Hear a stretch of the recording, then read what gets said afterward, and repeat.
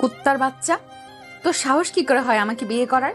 আমার অফিসের সামান্য একটা পদে চাকরি করা ছেলে আমাকে বিয়ে করেছে। তোর তো আজকে শেষ দিন, তোর খবর আছে।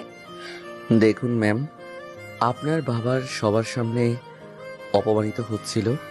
পরে আপনার বাবা স্যার আমার কাছে এসে অনেক জোরাজুরি করতে লাগে যেন আপনাকে বিয়ে করি। আমি তার কথা ফেলতে পারিনি। হয়েছে, তোকে আর এখন মিথ্যা কথা বলতে হবে না। সব আমার বাবার সয় সম্পত্তির লোভে পড়েছে আমাকে বিয়ে করেছিস, তাই না? এইগুলো একদমই চিন্তা করিস না। দেখুন ম্যাম, ছোট থেকেই রাস্তাতে বড় হয়েছি। বড় হওয়ার পর পড়ালেখা করি, একটা চাকরি পেয়েছি আপনাদের অফিসে। সেই থেকে অনেক বছর কাজ করি আপনার বাবার সঙ্গে। আপনার বাবার সঙ্গে আমার ভালো সম্পর্ক। আপনিও তো অল্প কিছুদিন হলো অফিসে কাজ করেন বস হিসেবে, কিন্তু এর আগে আপনার বাবা ছিল। স্যার ভালো করে জানে আমার সম্পর্কে। আর হ্যাঁ, আমরা গরিব, চাই না বড়লোক হতে। যেভাবে আছি সেভাবেই মৃত্যুর আগ পর্যন্ত থাকতে পারলেই অনেক। হয়েছে, তোকে আর বড় বড় কথা বলতে হবে না, এখন সর এখান থেকে। কথাটা বলেই স্বাধীনকে ধাক্কা দিয়ে রুম থেকে বের হয়। তারপর নেহা তার বাবাকে জড়সড় গলায় ডাকতে লাগে। নেহার বাবা তার বন্ধুদেরকে নিয়ে ড্রয়িং রুমে বসে আড্ডা দিচ্ছিল। মীর হঠাৎ এমন চিৎকার চেঁচামেচি শুনে নেহার রুমের দিকে অগ্রসর হয়। কি হয়েছে মা? এরকম ভাবে চিৎকার করছিস কেন?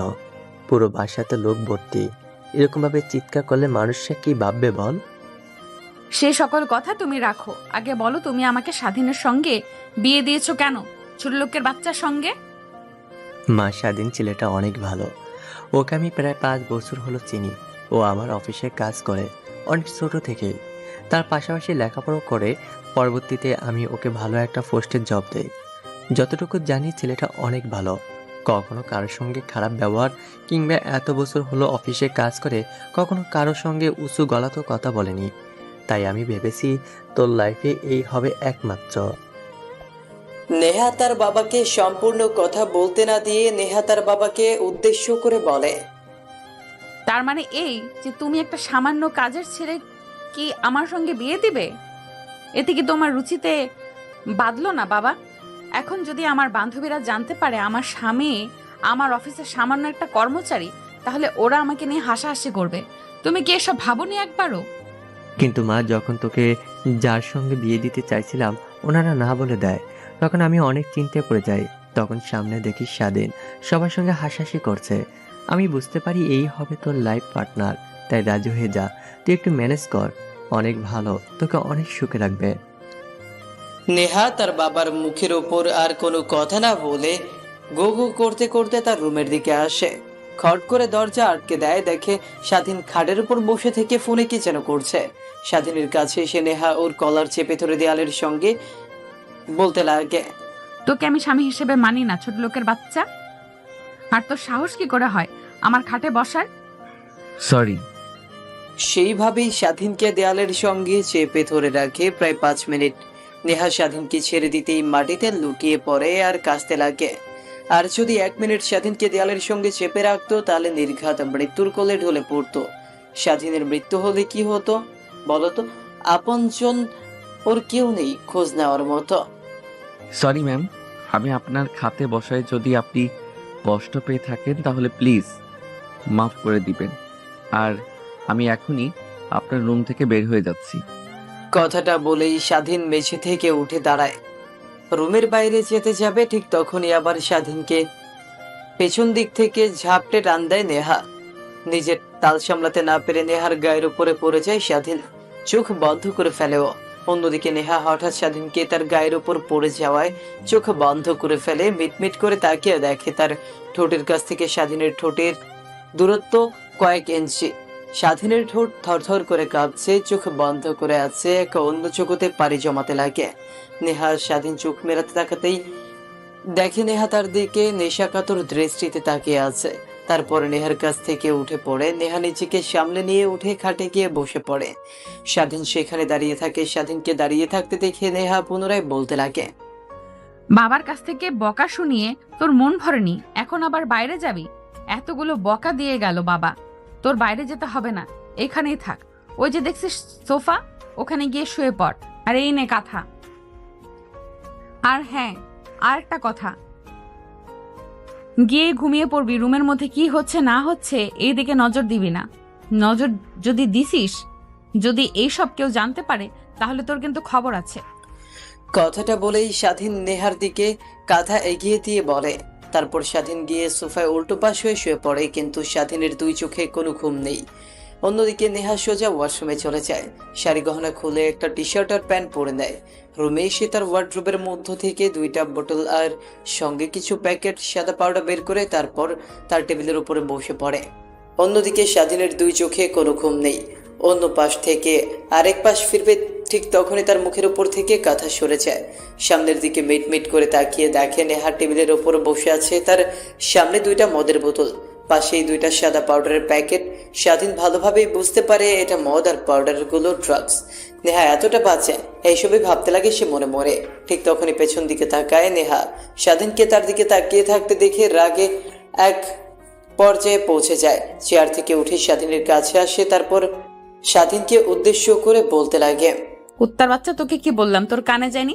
বললাম না একটা বারো সামনের দিকে তাকাবি না। আর এইদিকে তুই তাকিয়ে থেকে সব দেখলেই, আচ্ছা দেখেছিস, ভালো করেছিস, কিন্তু এইসব যদি বাবা কিংবা অন্য কেউ জানতে পারে তাহলে তোর কিন্তু খবর আছে।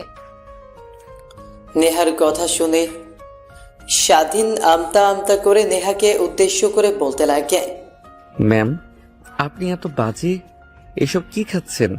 এগুলো তো ভালো না। এইসব খেলে মানুষ অনেক খারাপ হয়ে যায়। আমি তো ভেবেছিলাম আপনি একটু রাগী, কিন্তু এতটা খারাপ তা তো জানি না। এসব খেলে নিজের অনেক ক্ষতি হয়, তা জানেন না?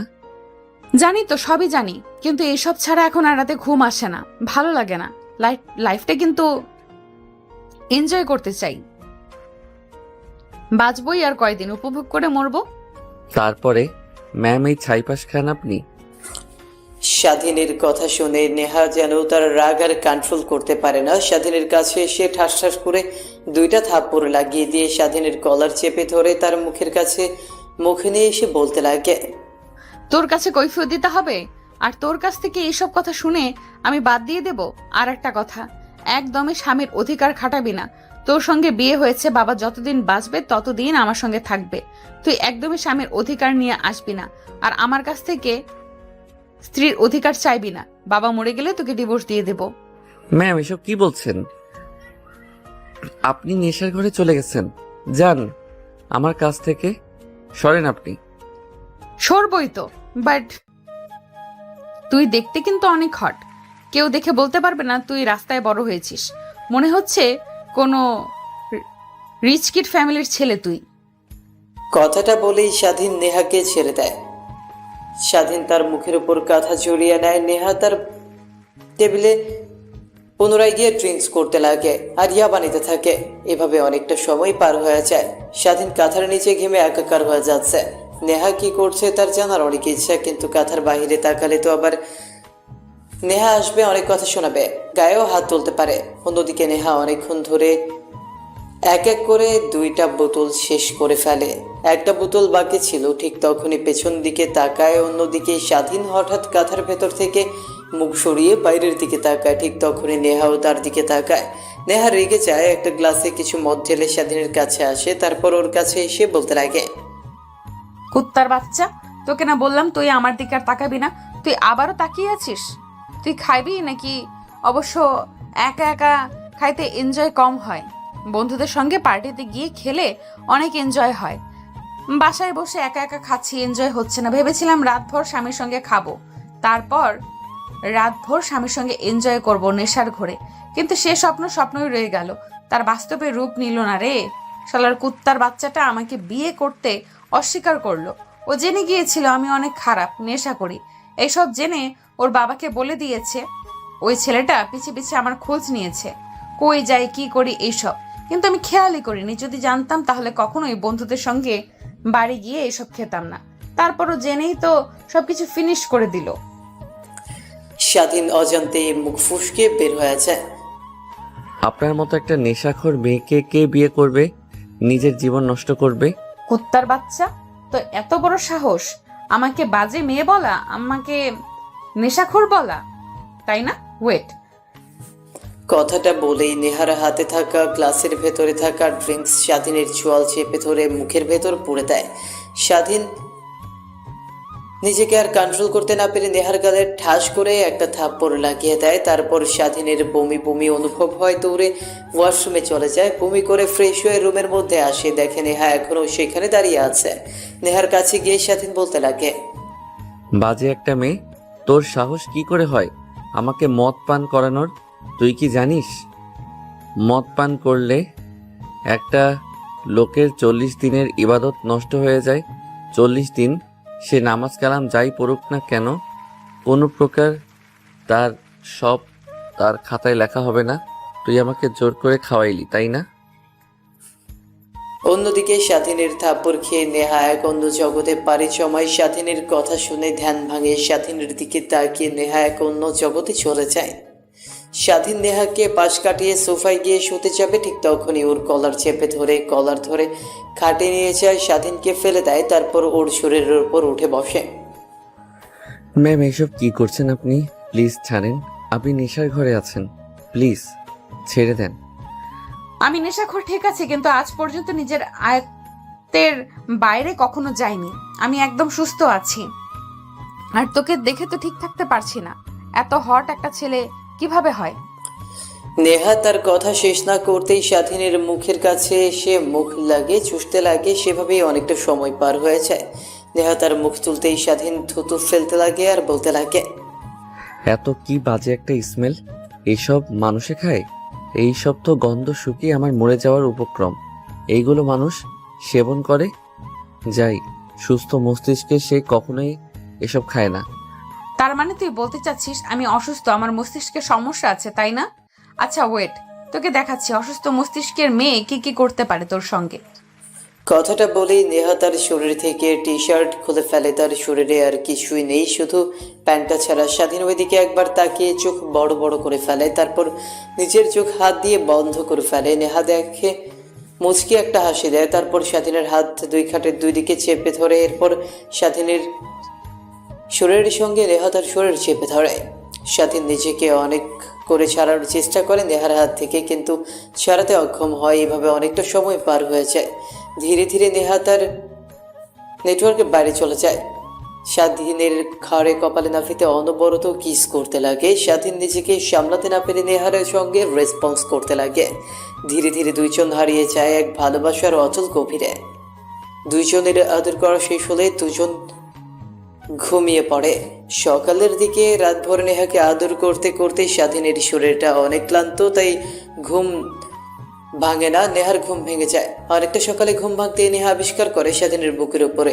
প্রথমে অনেকটা অবাক হয়, পরক্ষণেই তার অনেক রাগ হয়। তারপর নিজেকে ভালো করে খেয়াল করে দেখে পুরো শরীরে বিন্দু মাত্র কাপড় নেই। নেহা বুঝে যায় রাতে কি হয়েছে তার আর স্বাধীনের মধ্যে। নিজেকে চাদর দিয়ে আবৃত করে ফেলে নেহা। তারপর স্বাধীনকে তার পা দিয়ে লাথি দেয়। স্বাধীন খাট থেকে ফ্লোরে পড়ে যায়। ফ্লোরে পড়ে যাওয়াতে স্বাধীনের ঘুম ভেঙে যায়।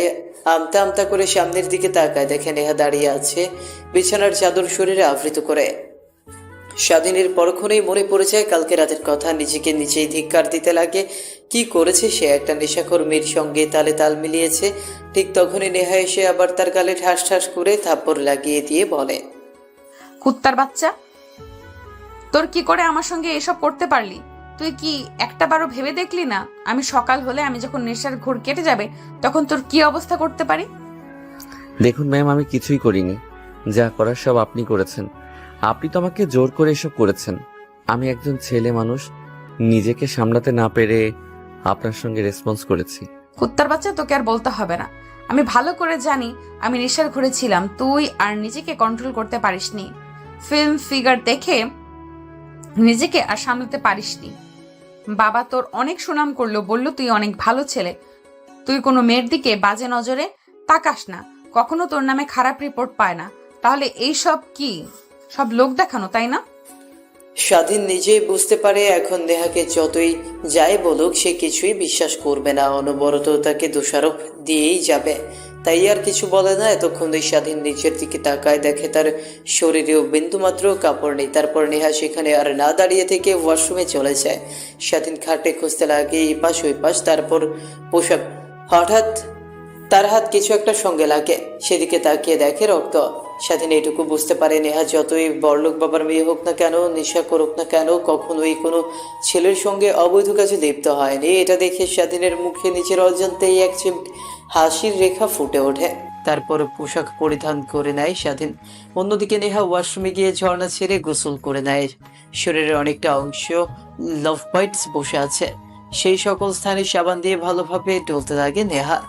নেহার গোসল করা শেষ হলে ওয়াশরুম থেকে বের হয়ে দেখে স্বাধীন সোফায় বসে আছে। স্বাধীনের কাছে এসে নেহার শরীরে থাকা লাভ বাইট দেখে বলতে লাগে, কুত্তার বাচ্চা দেখ, এগুলো কি করেছিস? এখন মানুষের সামনে যেতে হতো, ওনারা কি বলবে? নেহার কথা শুনে স্বাধীন তার শরীর থেকে টি শার্ট খুলে ফেলে। নেহা অন্যদিক ফিরে তাকায়, চেক করার জন্য স্বাধীনের দিকে তাকায়। দেখতে পায় হ্যান্ডসাম লুকিং যে কোনো মেয়ে দেখে প্রেমে পড়ে যাবে। তারপর ফিটনেস। স্বাধীন নেহাকে উদ্দেশ্য করে বলে, ম্যাম এই দেখেন, আপনিও তো আমাকে কম লাভ বাইট দেননি। আমিও তো মানুষের সামনে যেতে শরম পাচ্ছি। স্বাধীনের কথা শুনে নেহা স্বাধীনের দিকে তাকায়, দেখতে পায় হ্যাঁ, শরীরের অনেকটা অংশ লাভ ফাইট, ঘাড়ে বুকে। এদিকে বুঝে যায় সেও কম ছিল না। আসলে স্বাধীনের সঙ্গে বিয়ে হয়ে যাওয়ায় বেশি পরিমাণে ড্রাগস আর মদ নিয়েছিল, এই জন্যই আউট অফ কন্ট্রোল হয়ে গিয়েছিল সে। সরি, আসলে নেশার ঘোরে কি করে ফেলেছি নিজেও জানি না। আমিও সরি ম্যাডাম, আসলে আমার উচিত হয়নি আপনাকে নেশা অবস্থায় এগুলো করার। প্লিজ আমাকে ক্ষমা করে দিন। কথাটা বলেই স্বাধীন সেখানে আর এক মুহূর্ত দাঁড়িয়ে না থেকে ওয়াশরুমে চলে যায়। একটু পর ওয়াশরুম থেকে বের হয়ে বাইরে আসে, দেখে নেহা শাড়ি পরছে কিন্তু বারবার কুচি খুলে যাচ্ছে। স্বাধীন নিজের অজান্তেই নেহার কাছে যায়, ওর কুচিগুলি ধরে নেহা স্বাধীনের দিকে বড় বড় করে তাকায়, কিন্তু স্বাধীনের ওই দিকে কোনো খেয়াল নেই। তারপর নেহার শাড়ির কুচি সবগুলো একত্র করে ওর হাতে দিয়ে বলে, এইগুলো কোমরের মধ্যে গুজে নিন। আর এত বড় একটা মেয়ে হয়ে গেছেন, আজ পর্যন্ত শাড়ি পরা শিখে নিতে পারেননি। আসলে এর আগে কখনো শাড়ি পরিনি, প্রতিনিয়ত শার্ট প্যান্ট এগুলো পরেছিলাম। আম্মু এসে শাড়ি হাতে দিয়ে বলল যে এগুলো পরে নিতে, তাই পরলাম।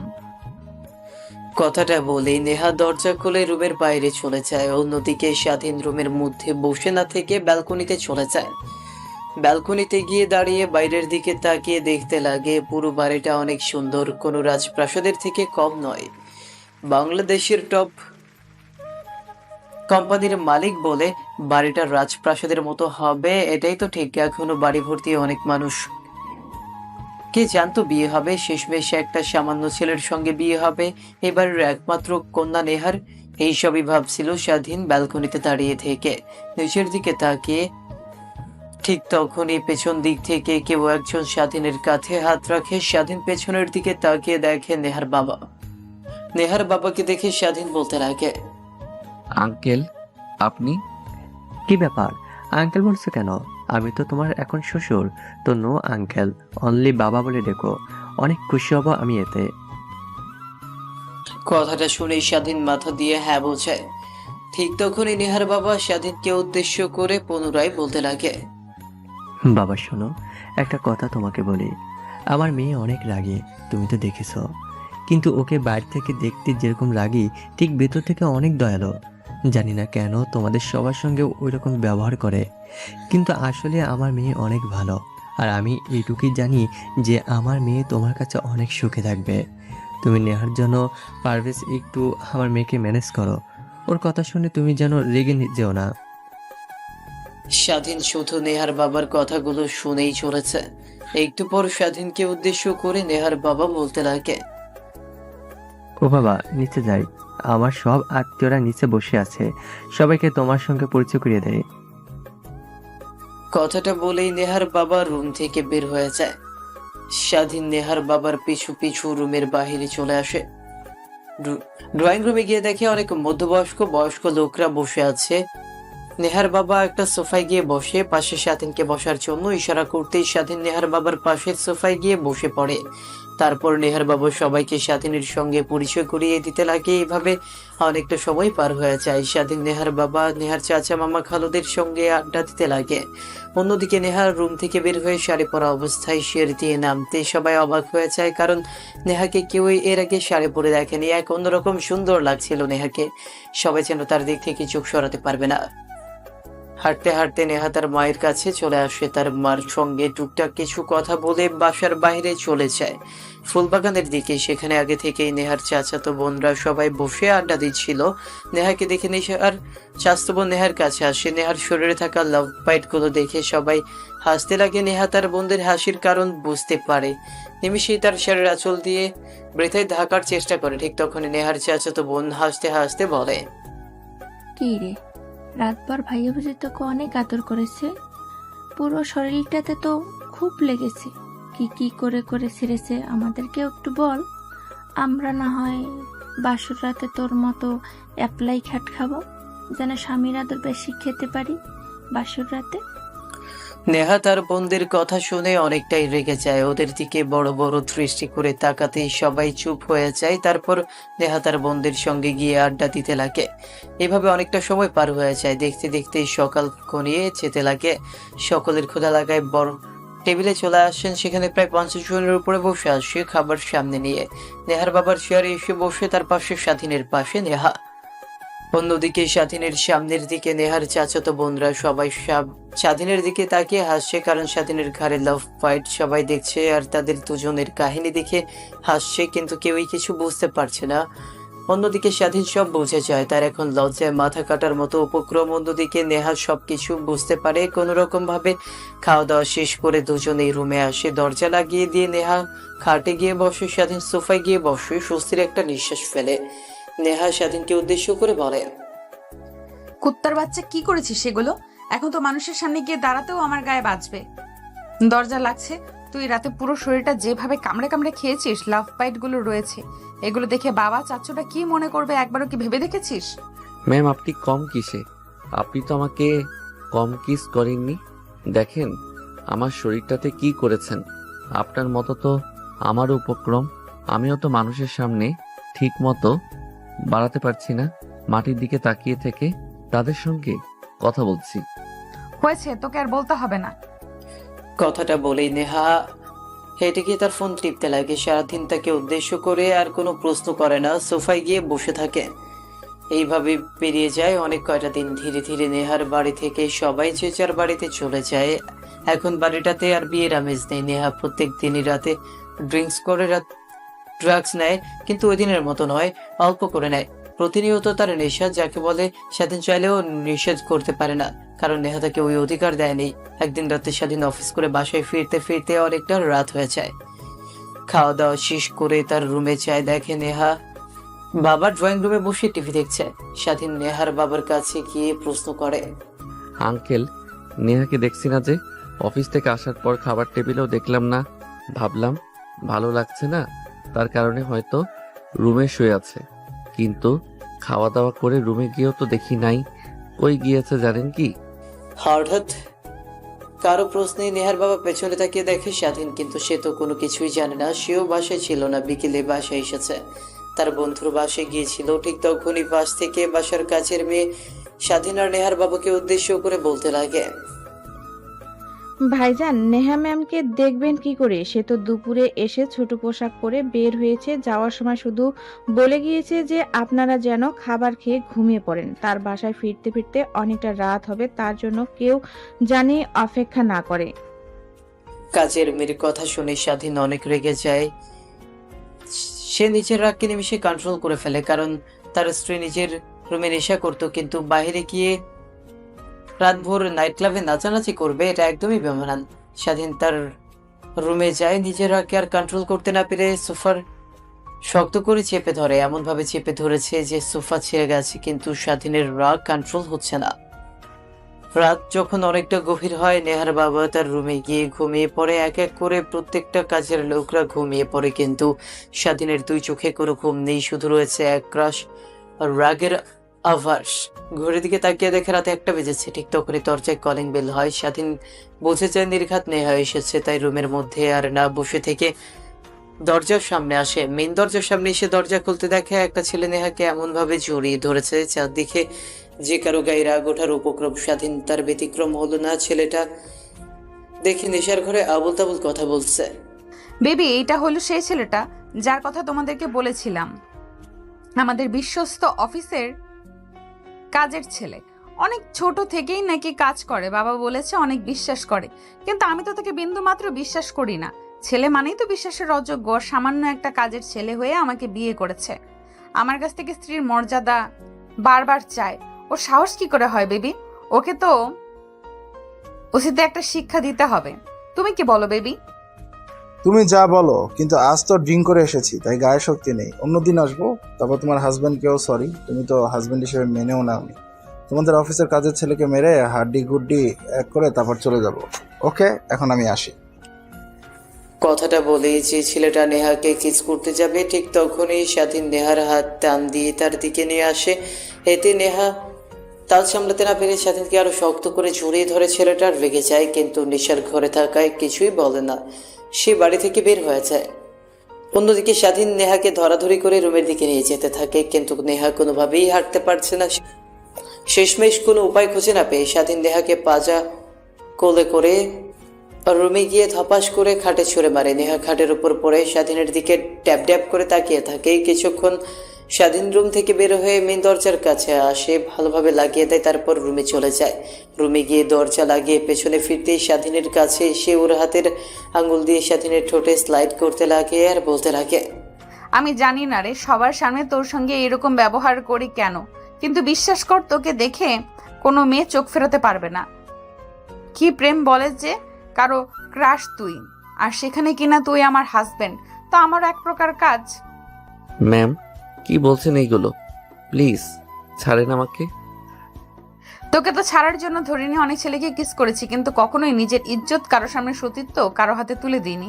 তুই ফার্স্ট টাইম ওর হাজবেন্ড তুই নিয়েছিস, আর কালকে অনেক এনজয় পেয়েছি, অনেক ভালো লেগেছে। আজকেও চল না দুজন অনেক এনজয় করি। আমার বিন্দু মাত্র ইচ্ছা নেই আপনার মতো বাজে একটা মেয়ে যে কিনা নিজের হাজবেন্ডকে সবার সামনে অপমান করে, নিজের হাজবেন্ডকে সবার সামনে ছোট করে কথা বলে, আর জিম করে রাত 1টার সময় বাসায় ফেরে। এমন মেয়ে আমার স্ত্রী হয়ে থাক, তাই তোকে ডিভোর্স দিয়ে দেব। আর আনন্দ, এসব তো শুধুমাত্র বাহুল্য। মনে নেই বিয়ের দিন রাতে তুই অনেক নেশা করেছিলি, তাই তুই নিজের মধ্যে ছিলি না। তারপর আমাকে জোর করে সবকিছু করিস। পরবর্তীতে জ্ঞান ফিরে আসলেই তুই সকালে আমাকে কতগুলো কথা বললি, ছোট লোকের বাচ্চা, কুত্তার বাচ্চা, এইসব। স্বাধীনের কথা শেষ না হতেই নেহা বাচ্চাদের মতো কান্না করতে লাগে। ব্যাহা করে স্বাধীন অবাক হয়ে যায়। নেহা আবার অযথা কান্না করছে কেন? ওর কি হলো? স্বাধীন তো কিছুই করেনি। কান্না করতে করতে স্বাধীনের কাছে এসে শক্ত করে স্বাধীনকে জড়িয়ে ধরে, তারপর ঠোঁটে কিস করতে লাগে, ঘাড়ে কিস করতে লাগে, কিন্তু স্বাধীন তাল সামনে নেয়। নেহার সঙ্গে কোনো প্রকার রেসপন্স করে না। একটু পরে নেহা স্বাধীনের গায়ের ওপর বমি করে ফেলে। বমি করে ফেলেই নেহা অচেতন হয়ে যায়। স্বাধীন কোনো মতে নেহার গা থেকে জামা কাপড়গুলো চোখ বন্ধ করে খুলে নেয়। বমি করা জামাগুলো ওয়াশরুমে গিয়ে রেখে আসে। ফ্লোর মুছে স্বাধীন তার গায়ে থাকা টি শার্টটা ওয়াশরুমে গিয়ে রেখে আসে। তারপরে নেহাকে খাটের উপর ভালো করে শুইয়ে দেয়। স্বাধীন ওয়াশরুমে যায়, ফ্রেশ হয়ে গোসল করে বাইরে আসে, সোফায় গিয়ে ঘুমিয়ে পড়ে। পরের দিন সকালবেলা ঘুম ভেঙে যায়। সকাল সকাল আসলে সে তো মাতাল হয়েছিল, ঘুম তাড়াতাড়ি ভাঙবে এটাই তো স্বাভাবিক। কিন্তু অন্যদিকে স্বাধীন এখনো ঘুমিয়ে আছে, কারণ রাতভর নেহার জন্য চিন্তা করেছে আর নেহার আসার অপেক্ষা করছিল, তাই হয়তো তার চোখে এখনো অনেক ঘুম। নেহা ঘুম থেকে উঠতেই কেমন যেন ফিল হয়। গায়ের ওপর থেকে কাঁথা সরিয়ে দেখে তার গায়ে বিন্দুমাত্র পোশাক নেই। স্বাধীনের দিকে ভালোভাবে তাকিয়ে দেখে তার মাথা দিয়ে এখনো 2-1 ফোঁটা পানি পড়ছে। বুঝে যায় আজকেও তার সঙ্গে উল্টাপাল্টা কিছু একটা হয়েছে। তাই খাট থেকে উঠে সোজা সোফার সামনে আসে। স্বাধীনকে ঘুমে অবস্থায় ওর শার্টের কলার চেপে ধরে দাঁড় করায়। ঘুম ঘুম চোখে স্বাধীন সামনের দিকে তাকায়। সামনের দিকে তাকাতেই নেহার রাগের মুখ দেখে তার ঘুম ভেঙে যায়, কারণ এই মেয়ের রাগের দৃষ্টি মানে অন্যরকম সুনামি। স্বাধীন নেহাকে উদ্দেশ্য করে কিছু বলতে যাবে, এর আগে স্বাধীনের গালে নেহা ঠাস ঠাস করে 2টা থাপ্পড় লাগিয়ে দেয়। তারপর রাগী দৃষ্টি নিক্ষেপ করে স্বাধীনকে উদ্দেশ্য করে নেহা বলে, কুত্তার বাচ্চা, আজকেও তোকে না বলেছি কিছুদিন পর তোকে ডিভোর্স দিয়ে দিব, তারপরও তুই আমার সঙ্গে এইসব করিস? তোর রুচিতে বাঁধে না?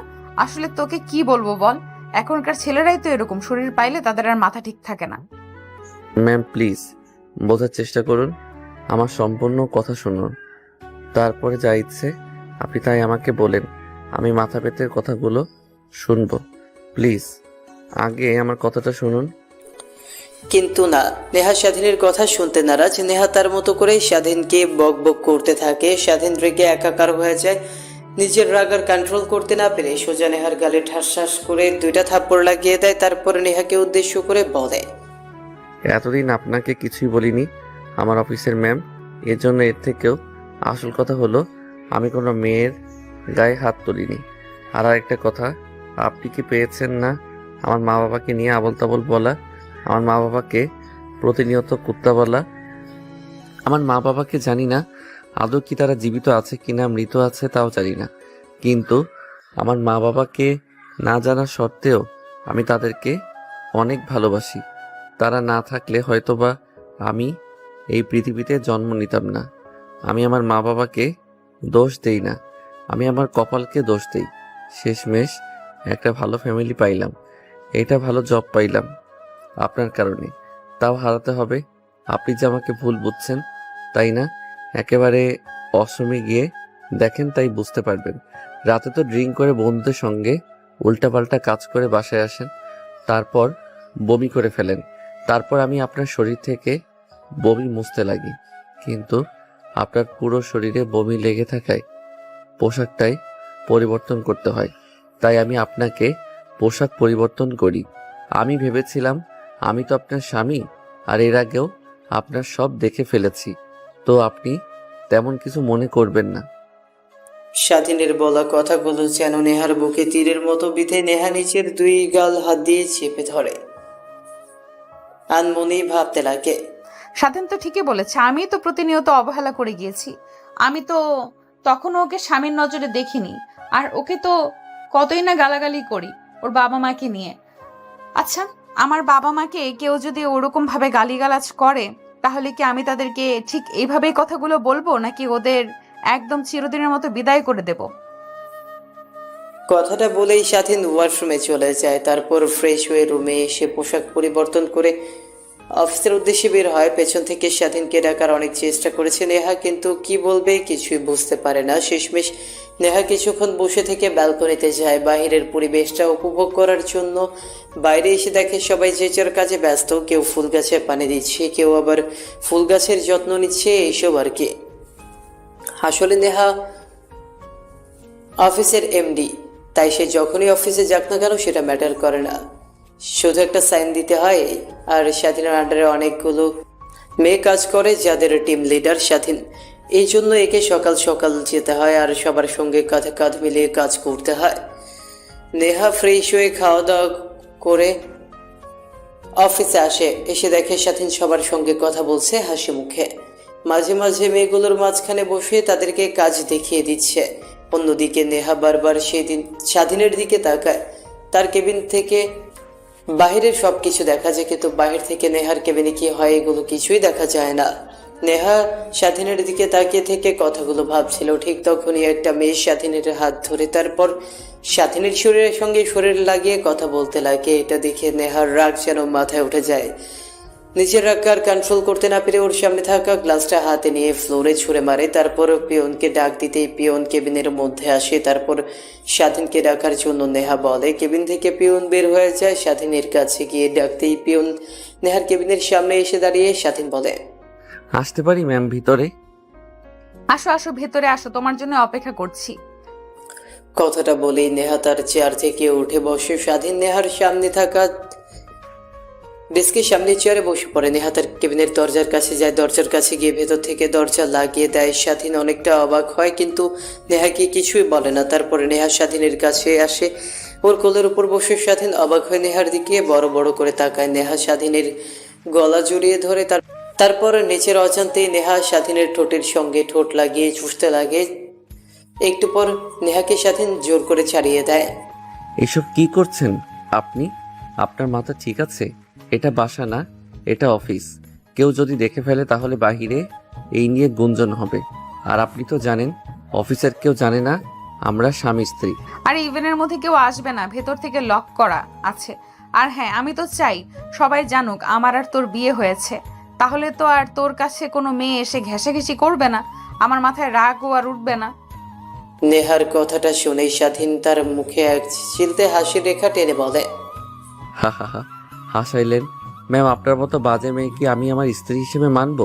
ভাবলেন কি করে যে স্ত্রী নিজের স্বামীকে রেখে পরপুরুষের সঙ্গে গিয়ে ড্রিঙ্ক করে আর কি কি করে তার না বলি। স্বাধীনের কথা শুনে নেহা রেগে যায়। তারপর স্বাধীনের কলার শক্ত করে চেপে ধরে বলে নেহা, কুত্তার বাচ্চা, তুই এসব কি বলছিস? হ্যাঁ, আমি নেশা করি, মদ খাই, বন্ধুদের সঙ্গে বাইরে যাই, তার মানে এই না যে আমি তাদেরকে আমার ইজ্জত বিলিয়ে বেড়াই। তোকে তো এর আগেও বলেছি আমি আমার সঙ্গে সবার সঙ্গে নেশার চেষ্টা করি। এর জন্য অনেক কিছুই করতে হবে, কিন্তু কখনো নিজের ইজ্জত কারো কাছে দেইনি, তুই ফার্স্ট। বিশ্বাস করলাম, তারপরেও একটাবার ভেবে দেখেন, একটা স্বামী কিভাবে তার স্ত্রীকে অন্য একটা ছেলের সঙ্গে দেখতে পায়? তার মাথা ঠিক থাকে? আপনি তো আমাকে ভালোবাসেন, তাই অন্য আরেকটা মেয়ের সঙ্গে দেখে রেখে গেলেন। আর সেখানে তো আমি আপনাকে অনেক ভালোবাসি, তাহলে আমি আপনাকে অন্য একটা ছেলের সঙ্গে দেখে আমার রাগ কতটুকু পর্যন্ত উঠতে পারে একটাবারও কি ভেবে দেখেছেন? কথাটা বলেই স্বাধীন কেবিনের ভেতরে আর এক মুহূর্ত না বসে থেকে দরজা খুলে বাহিরে চলে আসে। এখনো ঠাই মেরে দাঁড়িয়ে আছে আর নিজের অজান্তেই চোখ দিয়ে পানি বের হতে লাগে। তার আনমনেই বলতে লাগে, স্বাধীন তো ঠিকই বলেছে, আমি বাজে একটা, তার জন্য পারফেক্ট না। তাকে কোনো মেয়ের কাছে দেখলে আমার গা জ্বালা করে, কিন্তু অন্যদিকে এসে তো আমাকে হাজারো ছেলের সাথে দেখেও ও কিছু বলে না। আচ্ছা, আমি তো ওকে এখন পর্যন্ত স্ত্রীর অধিকার দিইনি, তাহলে কিভাবে ও অধিকার খাটাবে? বাসায় যাই, তারপর সবকিছু মিটমাট করে নিতে হবে। এই অল্প কিছুদিনের মধ্যে ভুলে গিয়েছি যে স্বাধীন আমার জীবনে লাইফে একটা অধ্যায়, যে না থাকলে আমার লাইফ একদম অচল। অল্পতে হলেও এটা আমি ভালোভাবে উপলব্ধি করতে পেরেছি। কথাটা আনমনে বলতে বলতে নেহা তার হাতের উল্টো পিঠ দিয়ে চোখ বেয়ে পানি বের হয়ে থাকা পানি মুছতে লাগে আর কিছু একটা ভেবে মুচকি হেসে কেবিনের চেয়ারে গিয়ে বসে কাজ করতে লাগে। এইভাবে অনেকটা সময় পার হয়ে যায়। দেখতে দেখতে অফিস ছুটি হয়ে যায়, সবাই চলে যায়। স্বাধীনের একটু কাজ থাকায় কাজ করতে লাগে। ঠিক তখনই পিয়ন স্বাধীনের কাছে আসে। ডেস্কের সামনে দাঁড়িয়ে থেকে পিয়ন বলতে লাগে, আচ্ছা বাবা, আমি দেখেছি সবাই বাসায় চলে যায় আর তুমি অনেকক্ষণ ধরে কাজ করো। জানি না তুমি কাজের বিনিময়ে টাকা পাও কিনা, কিন্তু আমি এটুকু জানি যে তুমি এই কোম্পানিটাকে অনেক ভালোবাসো। ঠিক ভেবেছেন। আমার যখন বয়স 10 বছর, তখন এইখানে সামান্য একটা চাকরি পাই। আপনার মতো ফাইল একজনের কাছ থেকে অন্যজনের কাছে নিয়ে যাওয়া, চাকরি করতাম, পাশাপাশি লেখাপড়া করতাম। চাকরি থেকে যে টাকা পেতাম সেটা দিয়ে লেখাপড়া করতাম, প্লাস থাকতাম আর খাবার খেতাম।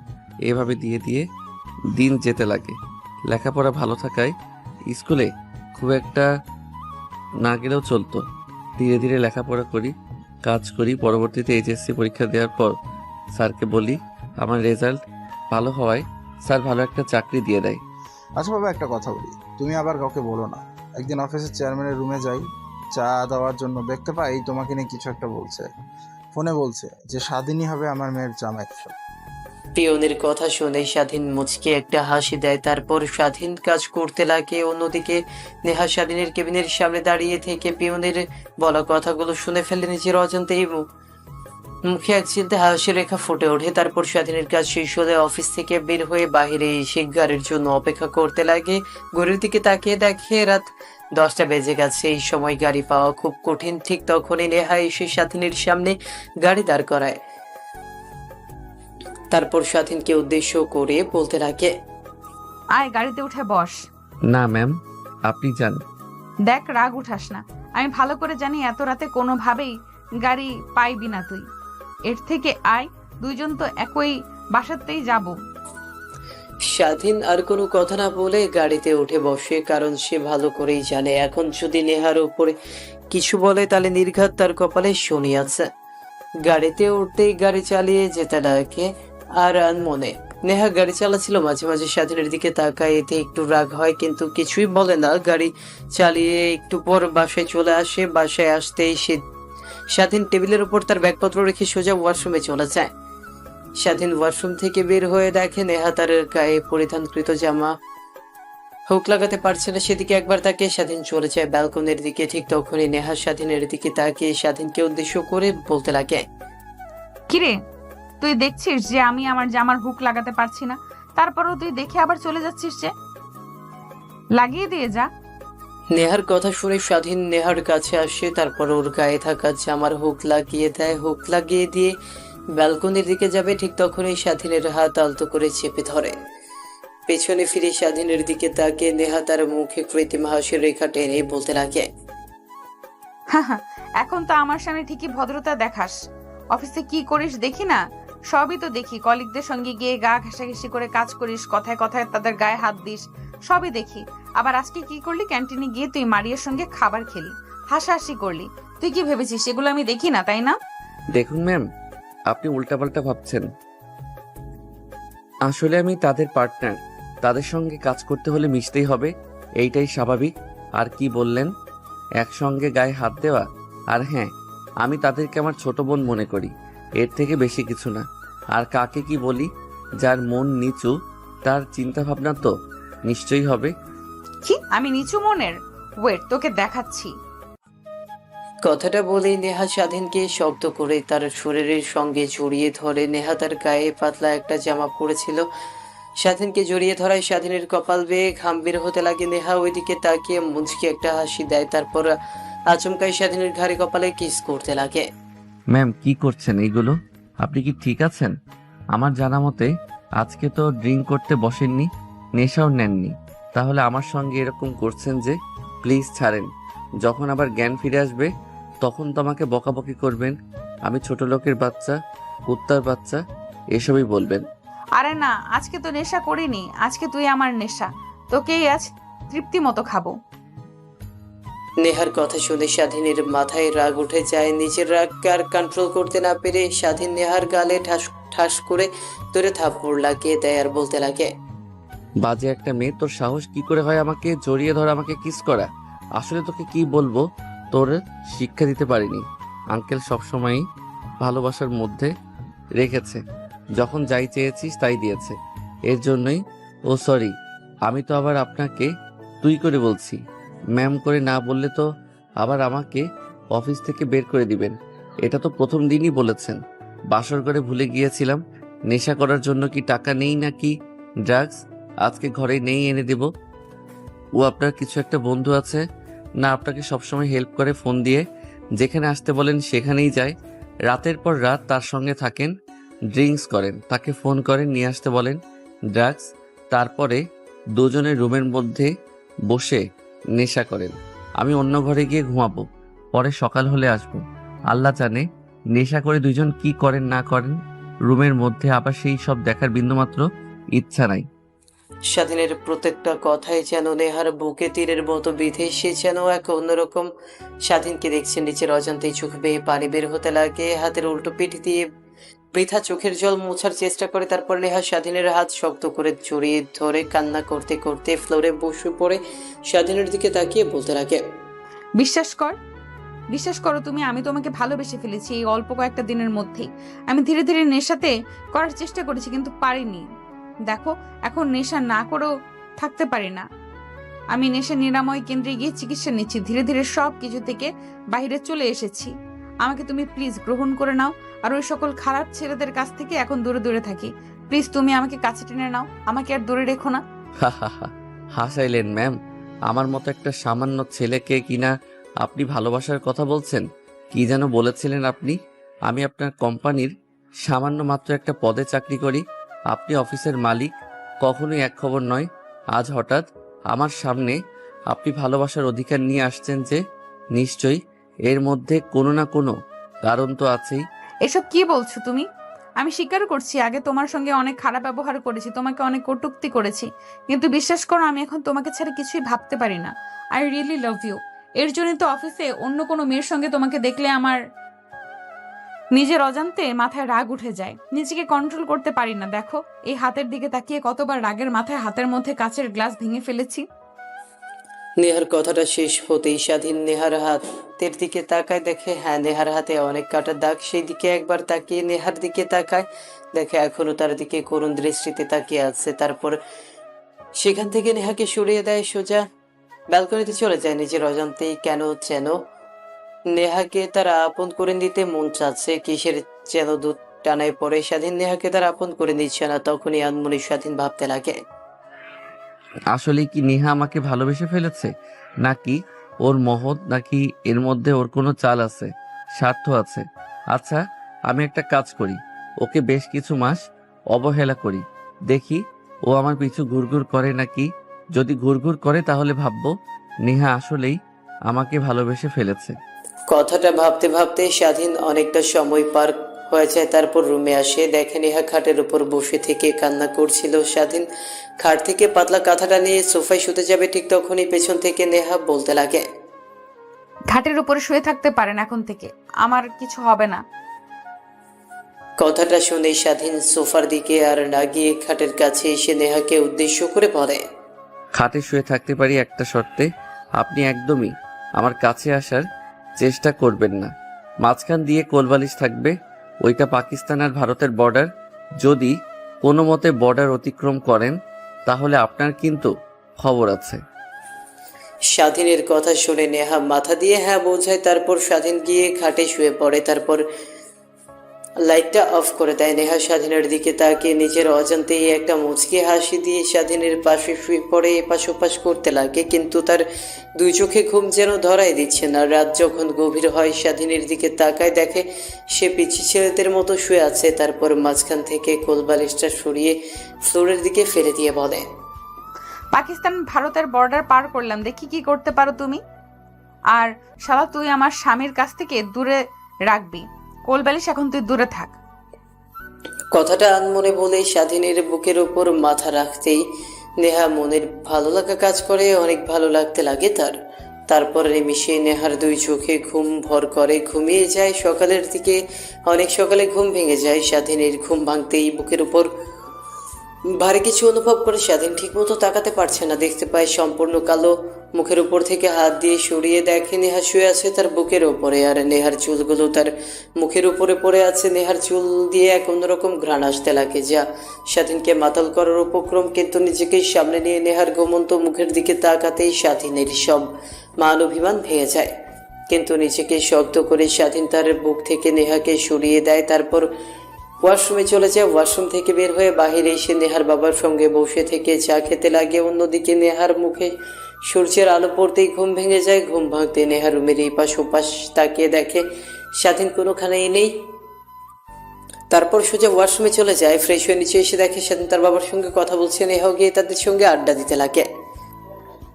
মা, শুনলাম তুই নাকি দিন দিন বাইরে যাওয়া একদম কমিয়ে দিয়েছিস। আমি আগেই ভেবেছিলাম তোকে একমাত্র সাহায্য করতে পারবে স্বাধীন, তোকে সাহায্য করে ফেললো। যাক, আবার খারাপ মেয়েটাকে ভালো করে ফেললো ছেলেটা। আমি আগেই ভেবেছিলাম তোকে একমাত্র ভালো করতে পারবে স্বাধীন, তাই তো আমি তোকে তোর বয়ফ্রেন্ডের সঙ্গে বিয়ে ভাঙিয়ে স্বাধীনের সঙ্গে বিয়ে দিয়েছে। নেহা তার বাবার কথা শুনে তার বাবার দিকে বড় বড় করে তাকায়। নেহার বাবা নেহাকে তার দিকে বড় বড় দৃষ্টিতে তাকায় থাকতে দেখে মুখে এক চিলতে হাসি রেখা টেনে বলতে লাগে, শোন, তোকে বলে, তুই যে ছেলেটাকে ভালোবেসেছিলিস না, আমাকে বলেছিলে, আমি ওর সম্পর্কে খোঁজ নিয়ে দেখি ও এক নাম্বার খারাপ একটা ছেলে, লুচ্চা লাফাঙ্গার। আর রাত হলেই নাইট ক্লাবে গিয়ে মদ খায়, ড্রাগস নেয়, এইসবই করে। তাই তো আমি তোকে বলতে আসি, কিন্তু তুই ছেলেটার প্রতি এতটাই বিশ্বাসী ছিলি যে আমার কথা তুই বিশ্বাসই করলি না। তাই তোর বিয়ে দিনক্ষণ ঠিক করি। তারপর দিনক্ষণ ঠিক করার পর বিয়ে যখন দিন আসে, সময় হয়, আমাদের বাসায় আসার ঠিক তখনই পুলিশকে ফোন করি, তোর বয়ফ্রেন্ডের অপকর্মের কথা বলি। তারপর পুলিশ তাকে ধরে নিয়ে যায়। এদিকে সুযোগ বুঝি আমি স্বাধীনকে তোর সঙ্গে বিয়ে দিয়ে দেই। আমি আগে থেকেই ভেবেছিলাম তোর সঙ্গে স্বাধীনকে বিয়ে দিয়ে দেব। দেখেছিলাম ছেলেটা তার কাজের প্রতি অনেক মনোযোগী। ভেবেছিলাম এর কাছে যদি আমার কোম্পানিটা আসে তাহলে অবশ্যই সে অনেক দূর পর্যন্ত নিয়ে যাবে। মানে? নেহার কথাটা শুনে নেহার বাবা সেখানে আর না বসে থেকে তার রুমের দিকে অগ্রসর হয়। নেহার দিকে একবার তাকিয়ে আবার টিভির দিকে তাকিয়ে টিভি দেখতে লাগে। প্রায় 5 মিনিট পরে নেহার বাবা তার হাতে একটা ফাইল নিয়ে এসে সোফায় বসে স্বাধীনের দিকে এগিয়ে দিয়ে বলে, বাবা এই নাও ফাইল। এখানে আমার সম্পত্তি সব তোমার নামে লেখা আছে। আর এখানে লেখা আছে যে আমার যখন নাতি কিংবা নাতনি হবে, তাদের যখন 18 বছর হবে, অটোমেটিকলি তাদের নামে আমার আবার সম্পত্তি সব হয়ে যাবে তাদের। নেহা তার বাবার কথা শুনে অনেকটাই চমকে ওঠে, কিন্তু নিমিষেই নিজেকে সামলে নিয়ে নেহা তার বাবাকে উদ্দেশ্য করে কিছু বলতে বলে, বাবা আমি তোমার মেয়ে আর ও হচ্ছে আমার স্বামী। আমার থেকে তোমার ওকে কাছের মনে হলো আর ওকে সয় সম্পত্তি সব লিখে দিলে, ও যদি আমাকে ছেড়ে চলে যায় তখন কি হবে? শোন না, আমি তোর থেকে স্বাধীনকে ভালো করে চিনি। ও মোটো ওই রকম ছেলে না। আমি যদি এখন বলি স্বাধীন তার গায়ের অর্গানগুলো কেটে আমাকে দেবে, আমার এইটুকু বিশ্বাস আছে স্বাধীনের প্রতি। অন্যদিকে স্বাধীন শুধু নেহার বাবার কথোপকথনগুলো শুনছিল আর মুচকি মুচকি হাসছিল। স্বাধীন আগেই বুঝতে পেরেছিল এরকমই কিছু একটাই হবে, তার কারণ এই নেহা তাকে কাছে টেনে নিচ্ছে। নেহার বাবার হাত থেকে ফাইলটা নিতে না চাইতেও ফাইলটা হাতে নিয়ে রুমে চলে যায়। তারপর খাওয়া দাওয়া শেষ করে অফিসে যাওয়ার জন্য প্রস্তুতি নিতে লাগে। অন্যদিকে নেহা শুয়ে পড়েছিল। এদিকে একটু আসো তো, আমার শাড়ির কুচিটা ধরো। স্বাধীন না চাইতেও নেহার কাছে ধরে, তারপর ওর হাতে গুজে দিয়ে বাড়ির বাইরে চলে আসে। একটা রিক্সা নিয়ে সোজা অফিসে চলে যায়। অফিসে গিয়ে তার কাজ করতে লাগে। একটু পরে নেহাকে অফিসে আসতে দেখে স্বাধীন কাজ করতে লাগে। কাজের চাপ যখন অনেকটাই কমে যায়, ঠিক তখনই স্বাধীন তার ব্যাগের মধ্যে থেকে একটা ফাইল বের করে নেহার কেবিনের দিকে অগ্রসর হয়। কেবিনের সামনে গিয়ে দরজায় নক করতেই নেহা পারমিশন দেয়। নেহার কেবিনে ঢুকে নেহার সামনে থাকা চেয়ার টেনে স্বাধীন বসে পড়ে। স্বাধীনকে কেবিনে আসতে দেখে নেহা ওর দিকে ড্যাপ ড্যাপ করে তাকিয়ে আছে। আসলে কোনো কারণ ছাড়া নেহার কেবিনে স্বাধীন আসে না বললেই চলবে। নেহা কথাগুলো ভাবছিল, ঠিক তখনই নেহার দিকে স্বাধীন একটা ফাইল এগিয়ে দিয়ে বলে, ম্যাম, আমি আগে কিছু একটা ইঙ্গিত করতে পেরেছিলাম, না হলে আপনি কেন আমাকে ভালোবাসার কথা বলবেন? আসলে স্যার যে আমাকে সব সম্পত্তি আমার নামে লিখে দিবে তা তো আমি জানতাম না। আর আপনাদের সম্পত্তি এদিকে আমার বিন্দুমাত্র কোনো নজর নেই। এই নেন আপনার স্বয়ং সম্পত্তির দলিল, আর উকিলের সঙ্গে কথা বলবেন। আমাকে যেখানে যেখানে বলবেন আমি সেইখানে সই করে দিয়ে আসবো। নেহাকে আর কোনো কথা বলতে না দিয়ে স্বাধীন নেহার কেবিনের বাইরে চলে আসে। তারপর মনোযোগ দিয়ে কাজ করতে লাগে। দুপুরের দিকে স্বাধীন কাজ করছিল, ঠিক তখনই পিয়ন স্বাধীনের কাছে এসে বলে, বাবা তোমাকে নেমা ডাকছে। আচ্ছা আঙ্কেল, আপনি যান, আমি আসছি। তারপর স্বাধীন তার কেবিন থেকে বের হয়ে নেহার কেবিনে যায়। নেহার কেবিনে গিয়ে দেখে নেহা নেই। পাশের দিকে তাকিয়ে দেখে তার ক্যামেরার পাশে একটা ছোট্ট খাবার টেবিলে নেহা বসে আছে। স্বাধীনকে দেখতে পেয়ে নেহা বলে, এদিকে আসো। কথাটা বলতে স্বাধীন আমার দিকে এগিয়ে আসে। ম্যাম, আমাকে কে ডেকেছেন এই সময়ে? আসো একসঙ্গে খাবার খাই। প্রতিদিনই তো দেখি তুমি ক্যান্টিনে খাবার খাচ্ছ। ক্যান্টিনের খাবার একদমই বাজে হয়, সেটা আমি জানি। আসো আমার সঙ্গে খাবে। আমি বাড়ি থেকে খাবার নিয়ে এসেছি। সরি ম্যাম, আমি ক্যান্টিন থেকে খেয়ে নেব। স্বাধীনের কথা শুনে নেহা অজান্তেই রাগ মাথায় উঠে যায়। তারপর চেয়ার থেকে উঠে স্বাধীনের কাছে এসে কলার চেপে ধরে নেহা বলতে লাগে, কি ভেবেছিস তুই আমি তোকে ভালোবাসি? তুই আমাকে বারবার ফিরিয়ে দিচ্ছিস ঠিক আছে, কিন্তু আমাকে এরকম প্রতিনিয়ত অবহেলা করার কারণ কি? আমি বলেছি আমি তোর অফিসের ম্যাম, আমি অর্ডার করেছি আমার সঙ্গে খাবার খেতে, তো খাবার খাবে। যদি না খাস তাহলে তোকে অফিস থেকে বের করে দেবো একদম চিরতরে। নেহার কথা শুনেই স্বাধীন ভাবতে লাগে, এখন যদি অফিস থেকে বের করে দেয় তাহলে না খেতে পেয়ে মারা যাবে সে। ভালো করেই জানে ঢাকা শহরে চাকরি পাওয়া এতটাও সহজ না। তাই না চাইতেও নেহার পাশের চেয়ারে গিয়ে বসে পড়ে। তারপর খেতে লাগে। নেহা স্বাধীনের দিকে এক লোকমা ভাত এগিয়ে দেয়। স্বাধীন দেখে না দেখার ভান করে খেতে লাগে। নেহা বড় বড় করে তাকাতেই স্বাধীন নেহার হাত থেকে খাবার খেয়ে নেয়। এইভাবে খাওয়া দাওয়ার পর্ব শেষ হয়ে যায়। কেবিন থেকে স্বাধীন বের হয়ে তার কেবিনে চলে যায়, কাজ করতে লাগে। একটু পর মারিয়া স্বাধীনের কাছে এসে বলতে লাগে, কি ব্যাপার, ম্যামের কেবিনে দেখি তোমাকে খুব যাওয়া আসা করা লাগে। অতি সহজে বের হচ্ছ না, হাতে আবার ফাইলও থাকে না। তোমাকে এতবার প্রপোজ করলাম, কিন্তু আমার প্রপোজে তো তুমি অ্যাকসেপ্ট করছো না। আর শেষেমেশে কিনা তুমি রাগী সাইকো বদমেজাজি ম্যামের প্রেমে পড়ে গেলে নাকি? অন্যদিকে নেহা ক্যামেরা দিয়ে সবকিছুই দেখছিল। ওর আগে তার গা দিয়ে আগুন বের হতে লাগে। নিজেকে আর কন্ট্রোল করতে না পেরে কেবিনের বাইরে আসে, তারপর সকলকে উদ্দেশ্য করে বলে, এভরিওয়ান, সবাই আমার কথা একটু শুনুন। সবাইকে একটা কথা বলার আছে। কথাটা শুনে সবাই যে যার কাজ বাদ দিয়ে আমার কথা শুনতে লাগে। তারপর আমি সবাইকে উদ্দেশ্য করে বলি, আসলে আমি আপনাদের কাছ থেকে একটা বড় কথা লুকিয়েছি। আমি বিবাহিত, আমাদের বিয়ে হয়েছে প্রায় 3 মাস হবে। কিন্তু কার সঙ্গে সেটা আপনারা হয়তো চিন্তা করছেন। আমাদের অফিসেই কাজ করে। কথাটা শুনেই সবাই কানাঘুষা করতে লাগে। আপনাদের এত ভাবতে হবে না, আমিই বলছি। সে আর কেউ না, স্বাধীন। আমাদের বিয়ে হয়েছে 3 মাস আগে, পারিবারিকভাবে। হয়তো আপনারা জানেন না। আপনাদেরকে সংবাদটা দেওয়ার জন্যই একত্র করা। এখন যে যার কাজে মনোযোগ দিন। নেহার কথা শুনে অনেকেই খুশি হয়, আবার অনেকেই অখুশি। ঠিক তখনই স্বাধীনের কাছে দাঁড়িয়েছিল মারিয়া। স্বাধীনের দিকে অশ্রুসূচক দৃষ্টিতে তাকিয়ে থেকে নেহা তার রেগেছে। তারপরে সোজা নেহার কেবিনে চলে যায়। দরজা খট করে খুলে নেহার কেবিনের মধ্যে প্রবেশ করে হঠাৎ শব্দ হয়। দরজার দিকে তাকায় নেহা। স্বাধীনকে আসতে দেখে তার মুখে নিচের অজান্তেই হাসির রেখা ফুটে ওঠে। তারপর নেহার কাছে এসে স্বাধীন বলতে লাগে, এসব কি ছিল? আপনি তো বলেছেন যে আপনার বাবা মৃত্যুবরণ করলেই আমাদের ডিভোর্স হয়ে যাবে। তো এইসব কি? অফিসের সবাইকে আমাদের বিয়ের সম্পর্কে জানানো, এইটা আপনি একদমই ঠিক করেননি। আমি জানি ঠিক করিনি। সবাইকে না জানালে হয়তো সবার সঙ্গে ডেট করতে পারতে, কথা বলতে পারতে। কিন্তু এখন তো আর তোমাকে কোনো মেয়ে তেমন একটা পাত্তা দেবে না, কারণ তুমি বিবাহিত, তাও আবার যে কেউ না, এই অফিসের এমডি। তাই সব মেয়ে তোমার কাছ থেকে দূরে দূরে থাকবে। এই জন্য সবাইকে বলেছি আমি।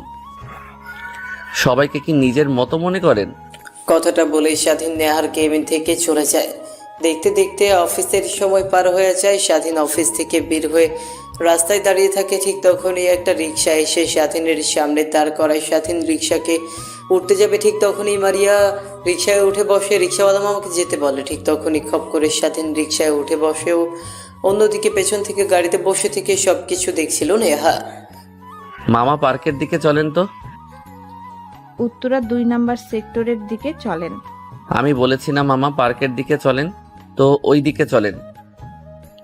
রিক্সাওয়ালা স্বাধীন আর মারিয়ার দিকে পেছন ফিরে তাকায়। তারপর তাদের দুজনকে উদ্দেশ্য করে বলে, আমি বললাম না পার্কে চলেন, তো পার্কে চলেন। স্বাধীনের কথা শুনে মারিয়া আর কোনো কথা বলে না। অন্যদিকে তাদের পিছু পিছু যে নেহার গাড়ি আসছে সেদিকে তাদের কোনো খেয়াল নেই। তারপর পার্কের সামনে চলে যায়। রিক্সাওয়ালা মামাকে ভাড়া মিটিয়ে দিয়ে স্বাধীন নেহার হাত ধরে পার্কের দিকে নিয়ে যেতে লাগে। অন্যদিকে গাড়ির ভেতর থেকে বসে থেকে নেহা এই সকল দৃশ্য দেখে নিজের অজান্তেই কান্না করতে লাগে। সে কান্না করতে করতে সোজা গাড়ি চালিয়ে বাসায় চলে আসে। অন্যদিকে দেখো মারিয়াম, তুমি অনেক ভালো একটা মেয়ে। তুমি আমার থেকে ভালো কাউকে ডিজার্ভ করো। আমি ভালো করেই জানি তুমি আমাকে অনেক পছন্দ। আসলে স্যার অনেক ঝোরাঝুরি করছিল, তাই নেহা ম্যামকে বিয়ে করেছি। আমাকে পাওনি তুমি, দেখো আমার থেকে ভালো কাউকে পাবে। তারপর স্বাধীন মারিয়াকে বোঝাতে লাগে। মারিয়া বুঝতে পারে যে হ্যাঁ, তার কপালে স্বাধীন লেখা ছিল না। তারপর মারিয়া স্বাধীন পার্কে বসে থেকে আড্ডা দিতে লাগে। সন্ধ্যা হয়ে যায়। মারিয়া তার বাসায় চলে যায়। স্বাধীন তার বাসায় চলে যায়। বাসায় গিয়ে সোজা তার রুমের দিকে অগ্রসর হয়। রুমের সামনে গিয়ে দেখে দরজা লাগানো। দরজায় নক করতেই নেহা এসে দরজা খুলে দেয়। নেহার দিকে তাকাতেই দেখে স্বাধীন। নেহার চোখ লাল হয়ে আছে, কান্না করেছে সে। স্বাধীন সেই দিকে কোনো ভ্রুক্ষেপ না দেখিয়ে ব্যাগটা টেবিলের উপর রেখে ওয়াশরুমে চলে যায় ফ্রেশ হওয়ার জন্য। ওয়াশরুম থেকে বের হয়েও দেখে নেহা এখন বালিশের সঙ্গে মুখ গুজে কান্না করছে। স্বাধীন ভাবতে লাগে এই মেয়েটার আবার কি হলো। হঠাৎ নেহা উঠে স্বাধীনের কাছে এসে ঠাস করে থাপ্পড় লাগিয়ে দিয়ে বলে, তুই আগে বললেই পারতি যে অন্য কাউকে ভালোবাসিস, তাহলে তোকে নিয়ে আর মিথ্যা ভালোবাসার স্বপ্ন দেখতাম না। মানে কি বলছেন এগুলো ম্যাম? দেখ, একদমই আমার কাছে ন্যাকামি করবি না। ঠিক তখনই বাইরে থেকে কাজের মেয়ে এসে ডেকে খাবার টেবিলে নেহার বাবাও অপেক্ষা করছে। এটা বলে নেহা সেখানে আর না দাঁড়িয়ে থেকে সোজা খাবার টেবিলে চলে যায়। স্বাধীন ও নেহার পিছু পিছু খাবার টেবিলে চলে যায়। খাবার খাচ্ছিল, ঠিক তখনই নেহার বমি পায়। খাবার টেবিল থেকে উঠে বেছে গিয়ে বমি করতে লাগে। নেহার বাবা বসে থেকে বলে, কিরে মা, কি হয়েছে তোর? হঠাৎ করে বমি করছিস কেন? ঠিক তখনই পাশ থেকে কাজের মেয়েটা হাসি মাখা কণ্ঠে নেহার বাবাকে উদ্দেশ্য করে বলে, স্যার বুঝছেন না, মিষ্টি খাওয়ান আপনি নানা হচ্ছেন। কি সত্যি নেওয়া? কাজের মেয়েটা যা বলল সত্যি? নেহা তার বাবার কথা শুনে মাথা দিয়ে হ্যাঁ বোঝায়। তারপর সেখানে আর না থেকে সোজা তার রুমে চলে যায়। স্বাধীন তো অবাক হয়ে যায় কেমনি কি, তখনই মনে পড়ে যায় বাসর রাতের কথা। নেহা অতিরিক্ত মাতাল হয়ে যাওয়ায় নেহাকে, থাক সেসব আপনারা সব শুনে এসেছেন। সেখানে আর না বসে থেকে হাসতে হাসতে স্বাধীন খাবার শেষ করে রুমে চলে যায়। রুমে গিয়ে নেহাকে দেখতে পায় না, নেহা দাঁড়িয়ে আছে। স্বাধীন বুঝে যায় যে সে নেহাকে এখন মেনে নেবে, তাই নেহার কাছে গিয়ে পেছন থেকে নেহাকে জড়িয়ে ধরে। আচমকা পেছন থেকে কেউ জড়িয়ে ধরায় নেহা চমকে ওঠে। পেছন ফিরে তাকে দেখে স্বাধীন। তো সাহস কি করে হয় আমাকে জড়িয়ে ধরার? কি বলছো এগুলো তুমি? তোর মাথা ঠিক আছে? আমি তোমার স্বামী, তোমাকে জড়িয়ে ধরবো না তো অন্য কাউকে জড়িয়ে ধরবো? কেন? অন্য কাউকে তো জড়িয়ে ধরবেই। যা মারিয়াকে গিয়ে জড়িয়ে ধর। স্বাধীন বোঝা যায় যে মারিয়াকে নিয়ে সে পার্কে গিয়েছিল, ওইটা নেহা দেখে ফেলেছিল। তাই নেহাকে উদ্দেশ্য করে স্বাধীন শুরু থেকে শেষ পর্যন্ত বলে। নেহা তার চোখের অশ্রু 2 হাত দিয়ে মুছে স্বাধীনকে শক্ত করে জড়িয়ে ধরে। সরি। সরি? কেন বলছো? I am sorry. কথাটা বলেই নেহাকে পাজা করে তুলে নেয়। আরে কি করছো? ছাড়ো ছাড়ো, আমাকে ছাড়ো। যদি এখান থেকে পড়ে যাই তাহলে বাবুর সমস্যা হবে। আচ্ছা, তুই সত্যি করে একটা কথা বলো তো, তুমি কি আগে থেকে জানতে পেরেছিলে যে তোমার পেটে বেবি? জানতে পেরেছিলাম কিছুদিন আগেই। তাহলে আমাকে কেন বলনি? বলিনি, ভেবেছিলাম তোমাকে ভালোবেসে বলবো, কিন্তু তোমাকে যতই ভালোবাসার কথা বলতাম তুমি তো প্রতিনিয়ত আমাকে অপমান করতে। সরি প্লিজ, আমাকে ক্ষমা করে দাও। স্বাধীনের প্রশ্নে নেহা মাথা দিয়ে হ্যাঁ বোঝায়। তারপর স্বাধীন নেহাকে নিয়ে রুমে যায়, খাটে শুয়ে দিয়ে দুজন হারিয়ে যায় ভালোবাসার এক অতল গভীরে।